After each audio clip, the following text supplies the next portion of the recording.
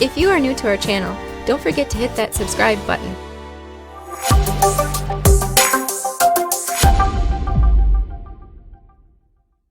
Though we're in the early portions of spring, the ground is still fairly cold, and we want to try to get a jump start. And one way to get a jump start on growing in the ground is using a cold frame. Now, you can purchase a cold frame, or you can make one out of 1.5 billion different items that you might have laying around your house, or minimal expense from your local home and garden center or hardware store. This was all made from reclaimed lumber. The only expense was plastic. This is a 4 mil plastic that we use. Now, it's not see-through, but it allows enough light to get through to germinate the seeds. We attempted to germinate seeds and grow in the winter a couple of years ago, and we failed miserably at it because we started the seeds far too late in the year. The ideal and concept of growing in the winter is growing established plants and keeping them alive, not trying to get them to reach a mature state. We're in the spring now. The soil is still cold. We need soil to be a minimum 40 to 60 degrees for a lot of our cool weather crops. Now, we're going to grow a couple of different varieties here. We're going to grow some lettuce, some spinach, some arugula, some cilantro. Now, we could also grow parsnips and or carrots in this cold frame.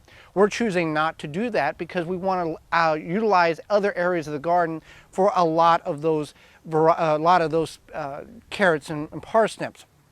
So there's a couple other places in the garden we want to put them.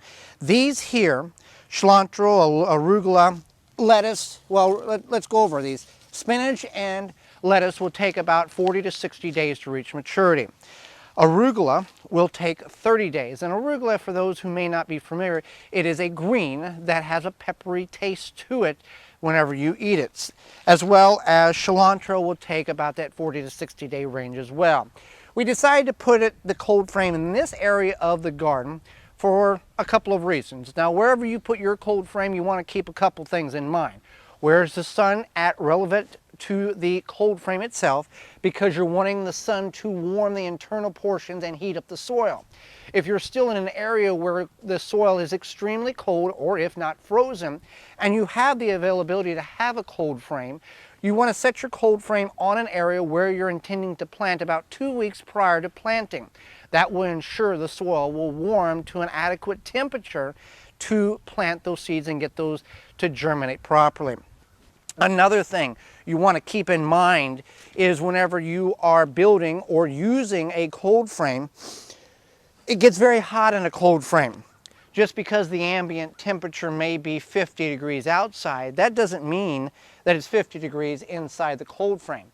Inside the cold frame can be everywhere from 80 to 100 degrees Fahrenheit, and those little seedlings will cook themselves, and all the work you've put into it will then be extinguished.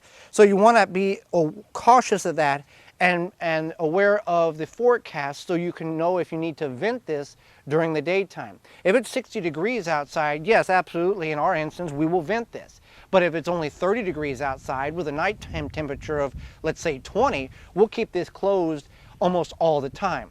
Now, the only time you want to open this in times of extreme cold is during peak hours of the day when the sun can have plenty of time to re-warm the internal portions and the air inside of it. So planting this is really no different than planting a traditional ground garden or containers. I'll lay that there.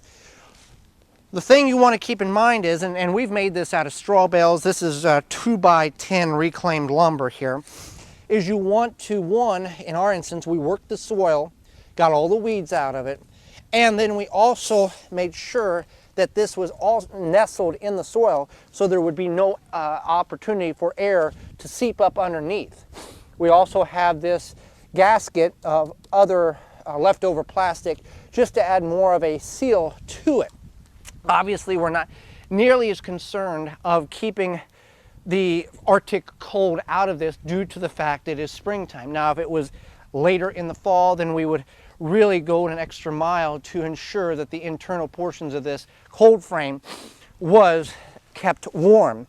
This is also an opportunity for the techie people who want to really itemize and look at how outside temperature versus internal temperature of the cold frame, how it affects. And you can have a thermometer. You can put a remote thermometer here and you can see if it's how much it is inside versus outside. So that's something else that you can play around with. And with our leaves, we can also just put around for more insulation. So realistically, it's very easy to plant, and you want to put this in a place where it's not going to affect in 60 or 70 days the other plans that you have for your garden. That's why we decided to put it where we did.